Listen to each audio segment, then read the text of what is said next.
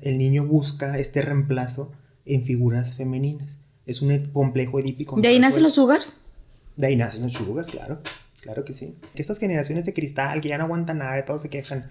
Que en mis tiempos, el impacto que también tenía un chanclazo y un cintarazo, pues hace adultos ahorita inseguros, que no pueden tener relaciones sentimentales prolongadas, violentos. También violentos. Machistas. Sí. Oye, es que haces esto. Ya, mamá, me tienes harto, que no sé qué. Que ya. Pero cuando papá está presente, por la pura imposición, ¿verdad? ¡Ey, que ya te calles! Está bien, está bueno, papá, está bueno. O sea, papá sí le hacemos caso.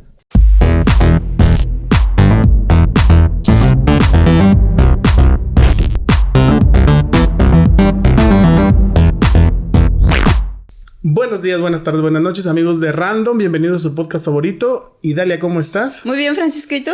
Bien, también, Idalia, ¿cómo te ha ido? Muy bien, fíjate que ahorita ya estoy trabajando y pues estoy muy contenta en mi trabajo. ¿Ya tienes rato trabajando, no? Ya tenía rato trabajando, pero los amigos de Random no sabían. Sí, ya lo habían mencionado. No me acuerdo, creo que no. Creo que no les había dicho. Bueno, y hoy tenemos otra vez, estamos de mantener largos. Porque nos acompaña un amigo que ya había estado con nosotros en otros 2 episodios anteriormente, Raúl Gómez. Raúl, ¿cómo estás? Hola, muy bienvenido. Gracias. Recordar que es médico especialista en terapia intensiva y aparte tiene una maestría en, Raúl, en terapia familiar y de pareja. Y dale, ¿nos quieres contar algo? Sí, es que, bueno, aprovechando que Raúl está aquí, fíjate que yo tengo la noción de que el mejor ejemplo que uno como mamá le puede dar a los hijos es salir a trabajar y también ser uno dueña de dinero y de tiempo. Bueno, de su propio espacio. Pero yo sí he notado como que sí se ve mermada la relación familiar o el tiempo que uno le puede dedicar a los hijos. Luego te llenas de culpa. En mi caso, yo siento a veces mucha culpa porque no estoy al pendiente de las tareas, porque no estoy al pendiente del hogar, porque faltan cosas de atención como mamá para con mi niño. Y eso me llena a mí de culpa, entonces tiendo a sobrecompensar en algunas cosas y aflojar en otras. Y no sé, creo que esto es algo que nos está pasando muy en general a esta generación. No sé si es mi percepción o tú cómo veas, o ustedes cómo vean. Sí, mira, lo que pasa es que de hecho son cuestiones o patrones aprendidos de nuestros propios padres y así de abuelos y así, generación tras generación, en la que a veces pensamos que ser un buen papá es ser proveedor nada más. Y obviamente pues no es suficiente. El tiempo de calidad que se le dedica a los hijos es el que realmente forma el carácter, forma las creencias, forma las conductas. El ser nada más proveedor en alimentos, en dinero, en ropa, sí, o sea, son como necesidades básicas para la supervivencia. Pero para tener una personalidad segura, una personalidad estable, una personalidad que pueda poner límites a las personas, la autoestima. Pues, para levantar la autoestima, los papás tienen que estar presentes, afectivamente hablando. Ok, sí, voy de acuerdo contigo porque yo siento que en esta generación como que hemos descuidado la parte afectiva y nos hemos enfocado mucho a lo económico o a que no les falte nada, que tengan los mejores tenis, que tengan el videojuego de moda, que traigan saldo, que traigan un iPhone, que traigan la mochila chida, que traigan los colores, porque por ejemplo a mí se me va mucho dinero en cuestiones que yo tenía de carencia cuando niña. Cuando yo estudiaba la secundaria, en mi casa pues no había dinero y yo veía que mis compañeritas tenían plumones. Había una libreta que a mí me encantaba, Raúl, que era una agenda negra y las plumas eran como de gis en colores pastel. Y yo amaba esa agenda y yo siempre quise tener esa agenda, pero pues, económicamente costaba 120 pesos de aquel entonces. Entonces era muchísimo dinero. Y ahora que yo digo 120 pesos por una libreta para mi hijo, tenga, póngale aguacate. Pero eso me cuesta a mí quedarme tiempo extra, eso me cuesta a mí sacrificar el tiempo que probablemente a lo mejor mi hijo necesita más de mi presencia que el de esa libreta o ese sí, agenda. De hecho, justamente es lo que esta generación de padres entre promedio 30, 40 años está haciendo, ¿no? Yo no quiero que tenga las carencias que yo tuve y empiezan a dar muchas cosas materiales pero no se dan cuenta del impacto que está teniendo, ¿no? Está creando generaciones de niños y adolescentes en las que no les cuesta esforzarse por tener las cosas. Y entonces generan frustraciones, ¿sí? Quieren gratificaciones inmediatas, quieren que no les cueste ningún esfuerzo o el mínimo esfuerzo, y a veces piensan que merecen más de lo que hacen o lo que son capaces. Entonces, si te das cuenta, a las generaciones de nosotros, si obtuvimos y valoramos lo que tenemos es por el esfuerzo que nos implicó. Sí. Pero en esta generación, en estos tiempos es que yo te doy todo lo que necesitas, no pasa nada, videojuegos y celulares y dinero y colegiaturas y todo, pero no está la parte afectiva. Entonces el cerebro del niño, del infante, lo va tomando como todo lo afecto no es importante, lo importante es tener, ¿sí? De fuera, y eso va haciendo generaciones muy complicadas. Oye, pero hay como varios puntos. Por ejemplo, tocan el extremo, ¿no? Donde el padre o madre están completamente ausentes, ¿no? Que es como lo que quiero entender, que está como tocando. Es que no es completamente. Pero sí, o sea, como decir, tiene esto, tiene lo otro, tiene aquello, porque tú no estás. Pero ¿cómo saber cuál es el límite? Pues porque lo planteas como de yo, como cuidador, quiero que tenga esto, quiero que tenga lo otro, pero a veces no es eso. A veces es tienes que, porque sales a conseguir la comida del día, sales, o sea, hay padres que no pueden no dejar de no estar, pues, o sea, tienen que no estar para proveer, o sea, no es como a veces no es como un lujo, sí, pues, sino que es, entonces, ¿cómo saber o cómo identificar cuándo tú, dentro de esta necesidad, puedes no mostrarte como ausente? ¿Cómo poner ese límite? ¿Cómo ponerte tú ese límite primero? Y segunda, ¿cómo saber la percepción de los niños? O sea, ¿en qué momento el niño empieza a percibir que el padre es ausente? Porque no solamente es la cuestión de tiempo, sino la calidad de tiempo.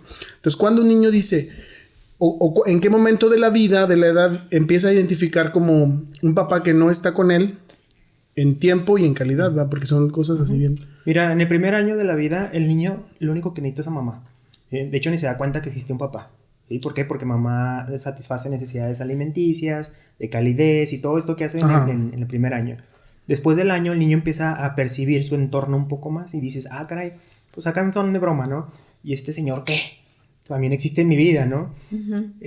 Ya cuando se empiezan a ser todavía más conscientes de la importancia de la figura paterna a partir de los 3 años, ¿sí? Pero se va marcando conforme pasa el tiempo cada vez más. Aquí hablan mucho del complejo edípico, ¿no? De los 3 a los 6 años, en donde la mamá, bueno, el niño tiene este enamoramiento que no lo ve como enamoramiento sentimental, sino como un apego. Un apego, ¿no? Un apego de, yo tengo más atracción a mi madre, es normal, siempre y cuando sea satisfecho, ¿sí? Y la niña con papá, esta identificación con el sexo opuesto, sí. ¿vale? Cuando figura paterna no está, en el caso de las mujeres, ese complejo se puede prolongar y hacerse una dependencia a esta figura, ¿sí? Eso se le llama un complejo edípico no resuelto. Igual con mamá, cuando mamá no es capaz de satisfacer estas necesidades, el niño busca este reemplazo en figuras femeninas. Es un complejo edípico. ¿De ahí nacen los sugars? De ahí nacen los sugars, claro que sí. Entonces, entre otras cosas, ¿verdad? Sí, o sea es... Pero cuando ya, lo que importa, y yo siempre lo he dicho, ¿no? Ser papá no es fácil, porque tienes que estar en un punto medio, y estar en un punto medio es complicado. Entre tengo que ser proveedor y tengo que ser afectivo. Y por otro lado, no puedo ser permisivo, ni puedo ser tan estricto. Tengo que estar en el punto medio. Es que, y ahí es donde, ¿cómo equilibras esa parte cuando tienes a lo mejor un ingreso no tan bien remunerado, te queda poco tiempo, entonces, ¿cómo identificar o cómo saber cuándo o hasta qué punto estás tú abandonando a un niño? Fíjate, yo lo que he descubierto es que efectivamente hay padres que tienen que trabajar mucho para apenas tener el mínimo, ¿no? Eso. Sí. Pero los niños no lo entienden. Los niños lo interpretan como abandono, ¿sí? En su mente inconsciente. Claro. ¿Sí? Es como... ¿Siempre? Siempre. ¿O hay alguna edad donde ya no? No, lo toman... Bueno, ya cuando de niños, estoy hablando de niños. Sí. Entre los 3 a 6. Antes de entrar a la adolescencia. ¿Sí? Ok. Yo he cuestionado a varias personas y yo le digo, oye, ¿y fuiste abandonado por papá? No fui abandonado, pero se la pasaba trabajando. Y para él el impacto que tuvo en la adolescencia o en la etapa adulta es la misma que si no hubiera estado. La misma. Entonces sí, cierto, tienes que trabajar para tener el sustento, pero los niños, en el inconsciente de los niños se queda como, no estuvo. Entonces la figura paterna tiene su rol, tiene sus acciones a ejercer en los niños, y la mamá también. ¿Sí? Así fácil. Mamá te da seguridad en la casa, te da un sentido de pertenencia en el hogar, ¿sí? Y te da el amor, el cuidado, la atención. Ok, mamá es la que te enseña a que tú perteneces a esta área, no solo no estás, y te van a ser atendidas tus necesidades. Papá es más de, te pongo tus límites, porque es menos permisivo, papá, te tolera un poquito menos, te pongo límites, te doy identidad y te doy seguridad afuera del hogar. ¿Sí? O sea, que todo lo que te va a pasar afuera yo te voy a proteger. Cuando la figura paterna, por la razón que sea, que porque trabaja mucho, que porque no estuvo en casa, se separó de mamá, por la razón que sea, al no tener límites, esta persona empieza a tomar sus propias decisiones a su modo. Y las consecuencias no las asume. Oye, es que, mira, por ejemplo, yo tengo una duda aquí bien grande, porque ya me voy a cambiar de tema a lo mejor radicalmente. A mí me pasó algo que yo interpreté como abandono en mi infancia. Mi papá falleció cuando yo tenía 9 años. Entonces, esa seguridad que tú dices del exterior, yo dejé de sentirla y yo dejé de experimentarla. Pone que desde los 7, 8 años, porque ya mi papá pasaba en el hospital, ya estaba en tratamiento, ya se fue agravando su enfermedad. Entonces, sí impacta mucho porque yo tuve que sanar esa herida, porque fue una herida profunda la que me quedó. Y tuve que perdonar a mi papá por haber muerto. Hazme el chingón favor. O sea, tener que perdonar a una persona que no quería abandonarte, que no quería dejarte por las consecuencias de una enfermedad que al final terminó por separarte de esta persona. Entonces, te das cuenta que hay personas que son necesarias en tu vida y que no pueden estar por carencias que también ellos tienen, y te lleva a tener un proceso de sanación, pero solamente lo pude superar con terapia. Solamente lo pude superar con asistir recibir la asistencia necesaria para poder identificar qué era lo que me dolía. A simple vista no fue así como que, sí, ya. ¿Cuántos años tenías cuando falleció? Tenía 9 años. Ya grande, porque cuando ocurre a etapas más tempranas, como que hay una búsqueda de otra figura paterna, ¿no? Siempre va a haber una búsqueda de una figura paterna ante la ausencia, ¿va? Mientras más temprano, más impacto. Más sin embargo, como dice Dalia, ahí lo ideal hubiera sido que una profesional de la salud se acercara y te hubiera explicado, ¿verdad? ¿Sabes qué? Tu papá está así, no es intencional, es una enfermedad, tampoco es tu culpa, no es su culpa, no es culpa de Dios. Sí, pero no llegó nadie. Simplemente tuviste que vivir el proceso como tal, tu mente lo interpretó como, es que ¿por qué se va? ¿Con qué derecho, no? Y fíjate, me pasa algo bien raro, porque yo soy fanática de los zapatos. O sea, desde muy niña yo soy fanática de los zapatos. Y yo tenía un sueño recurrente que me lo encontraba en la zapatería con otra familia. O sea, yo escuchaba la voz de mi papá viendo los zapatos en el aparador, queriendo escoger un par de zapatos y viendo cuál se ajustaba a lo que me habían dado a mí de dinero, porque ya como desde los 10, 11 años yo me iba y me compraba sola los zapatos. O sea, mi mamá tenía tantas cosas que hacer y tenía tantos problemas que resolver. Aparte, mi mamá cayó en una depresión también muy fuerte. Entonces, yo me iba y me compraba los zapatos sola. Y entonces yo veía al otro lado del aparador, escuchaba la voz de mi papá y luego le daba la vuelta al aparador y estaba mi papá con otra familia comprando zapatos, porque era una actividad que hacíamos como que él y yo, y a mí me gustaba mucho que me llevara a comprar zapatos. Entonces yo tenía ese sueño recurrente y me cayó el 20 de que lo había interpretado gracias a ese sueño. O sea, porque dije, estoy viendo que tengo carencias o que tengo necesidades económicas no satisfechas y culpo a mi papá por haber muerto. Y la otra interpretación que se puede obtener de ese sueño es que a lo mejor tú te quedaste con la idea de que los abandonó intencionalmente, a lo mejor por irse con otra familia. Con otra familia, o con alguien más. Sí. Cuando pues no fue así, pero tu mente así lo captó. Sí, así lo captó. Entonces, esto es como lo que se debe trabajar, ¿no? Sí. Bueno, entonces ahí como consejo es que cuando hay una pérdida de este tipo que es totalmente no voluntaria, como que la educación a la familia, a los que quedan, para que siempre traten de identificar estos estos focos rojos para apoyo psicológico con los niños que a veces pensamos que pues solitos se van a adaptar, ¿no? O sea, sí, exacto. Porque sí, fíjate, a mí me pasó también cuando yo era niño, me acuerdo, tenía primos de mi edad, de mi primo de su núcleo familiar, su mamá fallece, estamos hablando que ellos tenían 12, 8 y 5 años. Bien chiquitos. Y en ese momento cuando falleció, nosotros estábamos afuera jugando, todos jugaban fútbol y la mamá, velándose en la casa y afuera como que los veía así con dolor, pero a la vez tratando de como de bloquearlo, no sé. Pero entonces queda, digo, en ese momento lo ve todo el mundo como normal, ¿no? Pues es que es una pérdida y ¿qué haces, no? Pero seguramente de ahí vienen muchos problemas que se reflejan ya hasta la edad adulta, ¿no? No resueltos. Y ahí sería como siempre buscar el consejo de alguien más, ¿no? Buscar ayuda con alguien, ¿no? De hecho, fíjate que no solo por pérdidas de vida. Sí, claro. Sino también si papá se va. Se va por los cigarros. Y que no vuelve. También. No se vayan por los cigarros. Oye, no se vayan por los cigarros. Vuelvo a mi punto no resuelto. ¿Cómo identificas tú como padre? O sea, ¿qué puntos buscas? ¿Cómo tienes que hacer para decir, ok, yo tengo que trabajar porque si no, no comemos, o si no, no pagamos la luz, no? ¿Qué puntos debo yo buscar? Tener siempre contar. O sea, ¿qué puntos debo yo estar al pendiente de saber? Estoy siendo un padre ausente, siendo madre ausente. Es que ¿cómo mira, lo buscas? Bueno, yo por ejemplo ahí me quedo pensando y digo yo, ¿cómo es posible que Torreón, Coahuila, siendo tan grande, bueno, relativamente grande, mi rancho es grande, no tengamos un parque de diversiones como un tipo Six Flags o algo así, o un Plaza Sésamo o un Kitsania? Pero si tengamos un chorro de canchitas de fútbol donde los papás se van y se ponen pedos y tenemos antros y tenemos...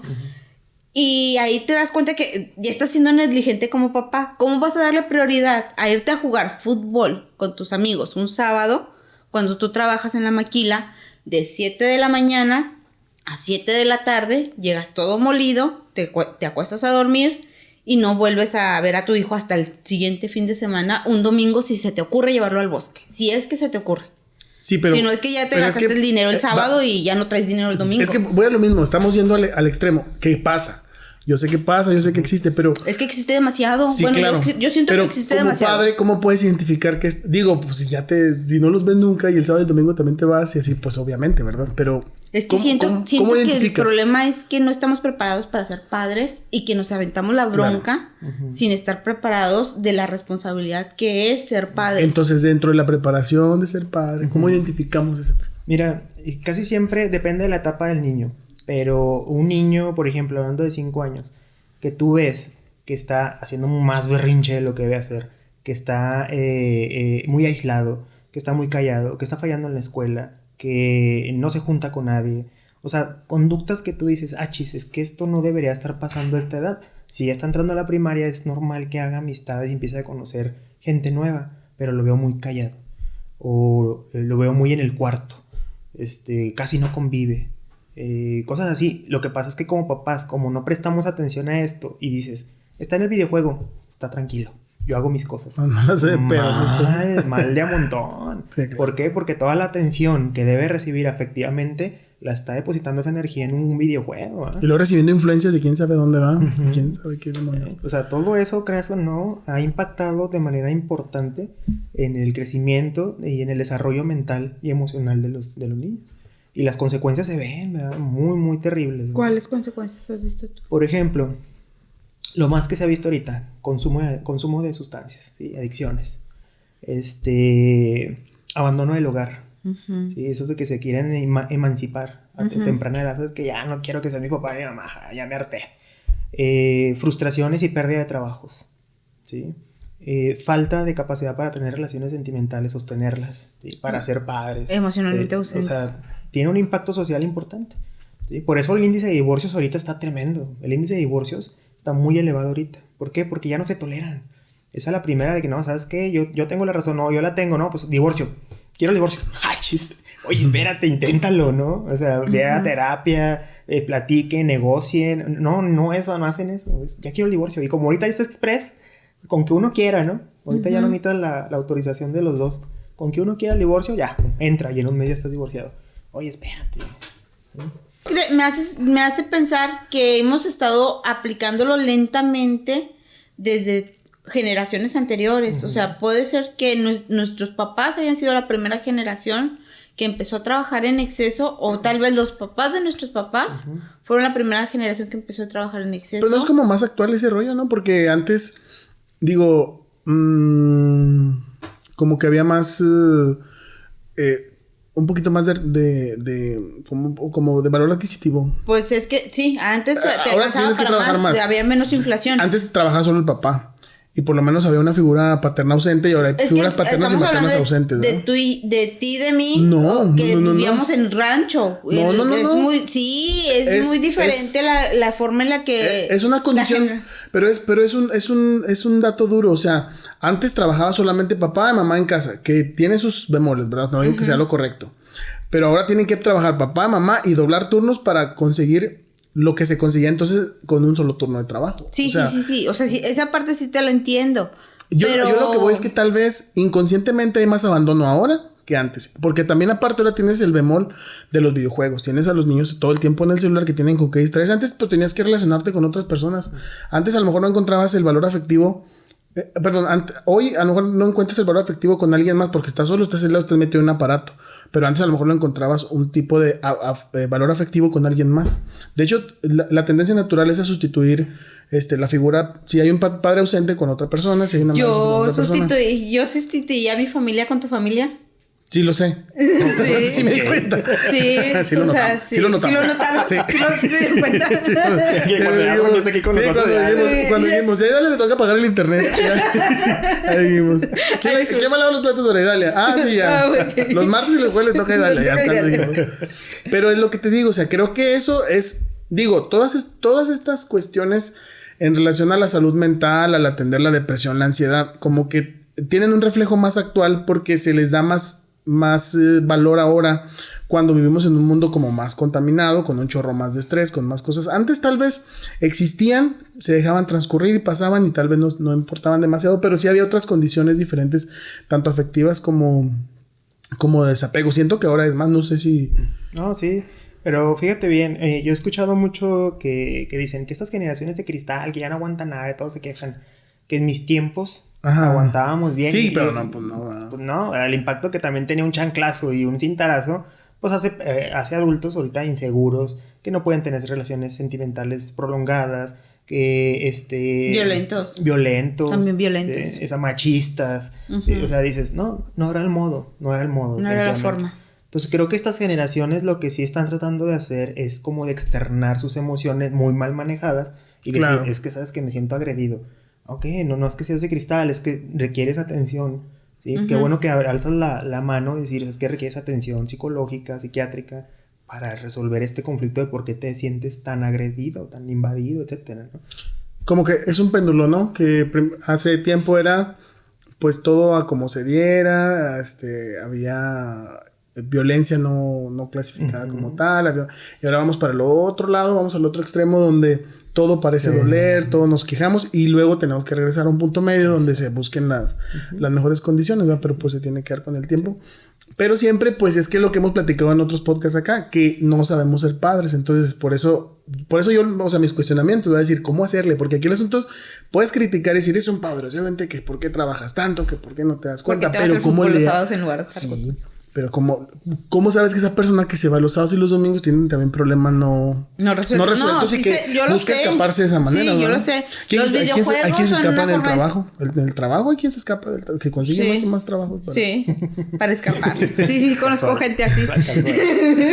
Sí, conozco gente así. Pero entonces, ahí el asunto es cómo hacerle. O sea, porque el chiste es cómo hacerle, ¿no? Mira, esta es la parte complicada de ser papás en estos tiempos para los que trabajan demasiado.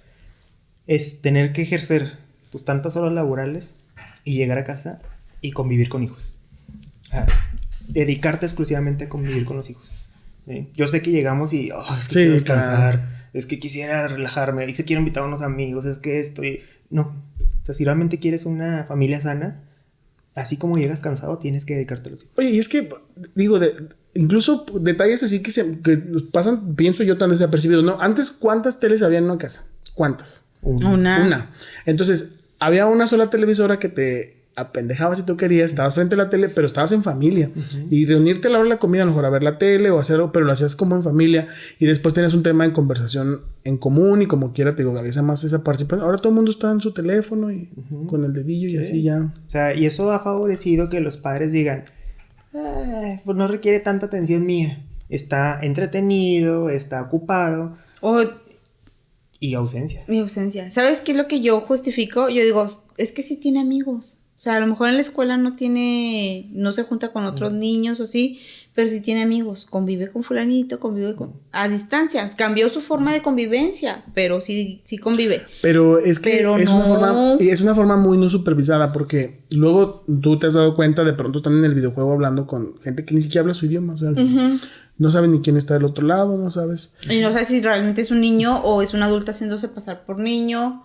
Y pues los tienes que estar diciendo, ¿sabes qué? No des datos, no te doxes, no... Y aún así, fíjate, se ha demostrado que las relaciones virtuales no tienen el mismo impacto que relaciones presenciales. O sea, la convivencia, la amistad, las relaciones sentimentales, todo, jamás tienen el mismo impacto. O sea, se requiere socialmente, porque somos seres sociables, como por naturaleza, requieres contacto, de una u otra manera, con las personas. Sí. Cuando yo estaba adolescente, había una como que tabla o algo así en la escuela que decía, un ser humano para crecer con una autoestima sana necesita de 30 abrazos, 15 besos y no sé cuántos apapachos al día, o tantas frases motivadoras al día. Y estaba así la tabla. Y sí es cierto, hoy en la actualidad... Por ejemplo, a mí llega la hora de dormir y le digo a mi hijo, esta es mi hora favorita porque ya podemos estar tú y yo juntos y ya te puedo dar tu beso y tu abrazo de buenas noches. Pero son 2 besos y 2 abrazos, el de la mañana que me voy a trabajar y el de la noche cuando nos vamos a dormir. Entonces imagínate en su mente que está siendo, ¿qué edad tiene? 13. Bueno, ya adolescente, ¿verdad? Ya pero me imagino que ha pasado mucho tiempo durante así, más ¿no? tiempo, ¿no? Entonces dices, imagínate en su mente cómo ha interpretado esto, ¿no? De que dices, ok, pues en la mañana está mamá, adiós mamá.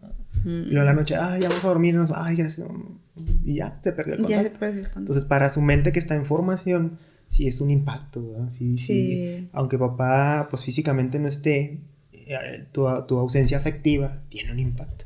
Y claro que va a tener estas tendencias. Primero, número 1, si no está papá, no hubo quien le ponga límites. Entonces él puede tomar decisiones las que él quiera.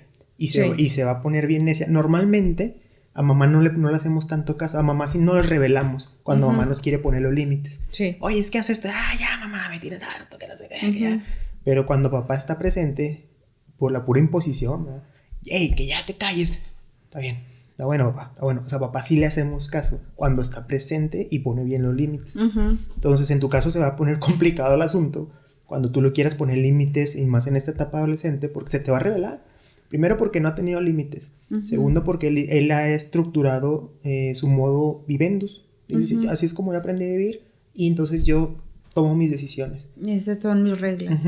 Entonces, cuando él tome una mala decisión y tú lo quieras frenar, él se te va a revelar. Va a decir, mamá, ya, no exageres. O sea, también no es para tanto. Entonces, ahí va a ser lo complicado, ¿sí? ¿Por qué? Porque te va a tomar más tiempo de tu espacio en el día al día, tener que reestructurar lo desestructurado. Vamos a ir a un corte 1. Regresamos del corte. Bueno, pero aquí en Random, Raúl, lo que queremos son soluciones. Sí. Primero, ¿qué consejos para los padres? Y vuelvo a insistir en lo mismo. O sea, tiene que trabajar, no está ausente porque quiere. ¿Cómo repartirle el tiempo a los hijos? ¿Qué hacer cuando con el poco tiempo que los ve? ¿Cómo buscar la forma de pasar más tiempo? Tiempo más que calidad más que tiempo. ¿Qué hacer? Mira, yo creo que hay que entender que parte del trabajo tiene que haber presencia. Es decir, si llegas a las 8 de la noche cansadísimo, tienes que hacer un sacrificio. Y no es sacrificio, pues es la parte que toca como papá, ¿no? Cuando hay amor, no hay sacrificio. Sí, exactamente. O sea, es como ¿sabes qué? También por salud mental de ellos, tengo que convivir, aunque sea esta hora que va a estar despierto, para que vea que estoy presente. Claro, no va a ser lo mismo, jamás va a ser lo mismo que si le dedicas 4 o 5 horas al día, ¿verdad? Para los padres que no tienen que trabajar en exceso, que pueden estar en casa, estar presentes realmente. Esto de estar jugando el videojuego, déjalo, X, no, es verdaderamente tiempo de calidad. Yo, de verdad, siempre pongo de ejemplo a mi hermano mayor, no porque sea de la familia, pero tiene tanto él como mi cuñada, tienen un sentido de responsabilidad paterna muy grande, pero grande, y los dos trabajan. Y trabajan, pues, horarios pesados, mientras ellos las niñas están en la escuela o en la guardería, de repente llegan todos al mismo tiempo y mi hermano con una niña, mi cuñada con las dos otras niñas, y luego cambio y yo te ayudo, y mientras duermes a la chiquita yo quedo con las otras dos, y siempre hay convivencia. O sea, aquí es como la gran responsabilidad de aprender a convivir con ellos y no dejarlos al videojuego, ¿no? Sí, como claro. que es como suena, o sea, es que suena no tan difícil, pero como que en el día a día es donde se te debe ir complicando, ¿no? De llegar cansado y luego decir... Sí, tú buscas una comodidad como adulto, ¿no? Dices, ¿cuál es mi comodidad? Pues que esté jugando. Sirve que yo me acuesto, no es por ahí. Oye, ¿y el padre que se fue por los cigarros? La madre, ¿qué hace? ¿Está sola? Fíjate que la madre, bueno, Porque sí puede ser padre y madre, ¿lo ves? No se puede. ¿Que no? Ni se puede eso, Ni se debe. ni se puede sustituir con los abuelos, por ejemplo, con un tío. No se puede. No se puede. Que es el recorrido natural, ¿no? O sea, a fuerza el niño va a buscar una figura paterna. O sea, va a buscar quien sea la figura que le dé. Porque como tú dices, es la figura como formativa, ¿no? Mira, yo escuché una vez una psicóloga que decía que es madre soltera, porque pues el papá no está, que ella ha trabajado en ser las dos figuras, pero es que en realidad un papá que pone límites es más respetado que una mamá que pone límites, como dijimos ahorita. Sí. Entonces es complicado que la mamá esté trabajando y luego llegue y consienta, llame a los hijos y a la vez les ponga límites de, oye, es que no, esto está mal, no, o sea, les cuesta mucho a mamá, ¿no? Es como, no, pues de por sí ya no está papá y me conmueven mis hijos, no, hijo, sí, vete, sí, salte, sí, haz esto, sí te regaño cuando haces algo mal, pero no es lo mismo, ¿sí? No, es que, bueno, por ejemplo, en mi caso a veces yo soy muy dura y a veces soy demasiado blanda. O sea, no se puede tener un punto medio. Un punto medio. En algunas cosas soy extremadamente blanda y en otras mi mamá sí me ha llegado a decir, es que pobre niño, Aquí lo que tienes que checar es qué es lo que te mueve qué es lo que te refleja o te proyecta para que las cosas duras seas demasiado dura. Y porque los dos extremos no son buenos, ¿sí? Porque hay, por ejemplo, suponiendo una niña que fue muy golpeada por papá por, no sé, no hacer la tarea. Tú puedes crecer con una emoción muy clavada de que no hiciste la tarea, no, eso es súper malo, castigo. Y a lo mejor no es para tanto, es algo más tuyo. ¿Sí? ¿Entiendes? Es algo que no has trabajado tal vez tú. A lo mejor no es para tanto. Y existe una tendencia también a sobrecompensar, ¿no? O sea, de decir, lo abandoné, pues ahora un videojuego. De hecho. Has hablado mucho de poner límites. ¿A qué te refieres con poner límites y cómo poner límites? Fíjate que justamente son límites sanos, porque ni es irte al lado rudo, en donde son límites estrictos, ni es el otro lado, que son límites permisivos, o a veces difusos, que ni siquiera se entienden las reglas en la casa. ¿Cómo? Por ejemplo, un padre puede suponer que está mal llegar a tal hora. O sea, está bien, puedes salir, pero no llegues tan tarde. ¿Qué es tan tarde? Pues llega a las 2 de la mañana, pues no es tan tarde, papá. Pues ¿qué? Esos límites difusos no ayudan, ¿sí? Nomás conflictúan a la familia. Un límite sano es, ¿sabes qué? Sí puedes salir, pero a las 12 tienes que estar aquí. O paso por ti a las 12. O paso por ti a las 12. Y si no estás, se te acabaron todos los permisos. O sea, hacerlos responsables de que no se le quitan los permisos, sino que ellos los pierden. Los responsables. Límite en la niñez. Oye, papá, es que quiero salir a jugar con mis amigos. Sí, pero aquí. No te me vayas lejos. Donde te me vayas lejos, ya perdiste toda la oportunidad. ¿Sí? Límite sano. Oye, es que quiero jugar un equipo de fútbol. Sí, hijo, adelante. Pero es que ahí toman. Digo, no estás en edad de tomar.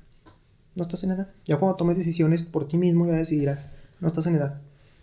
Pero mira, una que no, para mí no. Así que no hay más. Aquí en la casa no se toma. ¿Sí? Problema. Cuando papá normaliza o mamá bebidas o alguna adicción. Lo copian. Es una copia. ¿Por qué? Es la puerta abierta para que el niño diga, se permite bebidas en la casa, se permite cigarros en la casa, se permiten drogas en la casa, es la puerta abierta para un hijo, ¿sí? Aunque tú le digas que no. Un hijo siempre va a aprender por lo que ve, no por lo que escucha. Siempre va a aprender más del ejemplo. Es que tú estás acá con los tíos, que no, tú no vas a tomar. Y ya te dije que hasta que seas grande. Para el niño es un permiso. Pero por ejemplo, beber, así como nosotros estamos viviendo en este momento, ese ya es un permiso para nuestros hijos para beber. Si ellos lo ven, sí. ¿Por qué? Porque lo normalizan. Ese es justamente el problema, que llegan a normalizar conductas nocivas en un estado, como vamos diciendo, para socializar es permitido el alcoholismo. Entonces no sabes con qué broncas pueda crecer, que a lo mejor tú sí lo controlas, pero él con broncas emocionales no lo va a controlar. Pues ahí tienes que como que estar siempre al pendiente o tener la comunicación de saber en qué momento puede él interpretarlo como que es algo, por ejemplo, en este caso, ¿no? Que es como obligatorio para socializar. Entonces, porque también es como que entonces nadie tomaría en las fiestas, ¿no? Porque todos seríamos entonces como alcohólicos. Sí, pero pero para eso hay una edad para que tú ya puedas interpretar por ti mismo qué tan necesario o no es tomar para convivir, ¿sí? O sea, porque si lo estás viendo en la etapa, en la niñez, o sea, te estás abriendo las puertas. Por eso las fiestas infantiles no deben de tener alcohol, ¿verdad? Claro. Entre otras cosas. Sí, es que, bueno, yo por ejemplo... En todas las fiestas es lo primero que procuran. Sí, no, pero es que de ahí te digo que ahí es una parte de abandono o de irresponsabilidad de nosotros como padres, porque, por ejemplo, yo rara vez le he hecho fiestas infantiles a Dylan, como en 3 o 4 ocasiones nada más, pero no he permitido el alcohol. Y era por cuestiones familiares de que decía yo, no, es que es una fiesta de niños, ¿cómo vamos a estar bebiendo? Mejor vamos a convivir con los niños. Pero no entendía la repercusión emocional que tenía el hecho de estar normalizando el consumo de bebidas alcohólicas en fiestas infantiles. Entonces, ahorita ya me cae el 20 que dije yo, ay, qué bueno. No, ahora imagínate, todos hemos sabido de escenarios en donde el papá empieza a jugar con el niño, un traguito, claro. Y le empiezan a aplaudir, ¿no? O sea, para el niño esto es permisible, esto está permitido en la familia, con esto están alegres todos, con esto socializamos, y aunque parecía un juego, en la etapa adulta es ya no me puedo despegar del alcohol. ¿Sí? O sea, a ese grado llega el impacto desde esa etapa. ¿No? Pues, y es el común de muchas familias, ¿no? Porque, la convivencia, o sea, hay familias que conviven con alcohol desde que son bien jóvenes, hasta el papá con los hijos y los hijos bebiendo, y después vienen problemas ya, pues ya no solo sociales, ¿verdad? También con a la salud. Sí. Yo he visto un caso, justamente que me ha impactado mucho porque el papá, pues siempre creció fomentando esta convivencia familiar con alcohol. Claro, a los niños no les daba alcohol ya hasta en la adolescencia. Entran a la adolescencia y son 4 hijos. 2 de ellos, los mayores, pues empezaron a convivir, tocaban música y con el papá, ¿no? Padre. A los 21 años, uno de los hijos, alcohólico empedernido, o sea, así mal plan. Y el papá se empieza a enojar con él. En vez de verlo como un problema de salud, se enoja y se frustra porque dice, es que ¿por qué no puedes tomar nada más hasta divertirte? O sea, ¿por qué tienes que quedar todo en la calle? Claro. Con todo lo que pasa, ¿no? Y el hijo así como que, es que yo quiero, no puedo. Entonces yo digo, a ver, papá, es que la mentalidad del papá está totalmente distorsionada. O sea, él espera que tome como un bebedor social, pero su hijo tiene un problema de alcoholismo. Y en vez de ayudarlo, lo aleja, como un rechazo. No, es que no sabes convivir sano. No, ya es un problema de alcoholismo.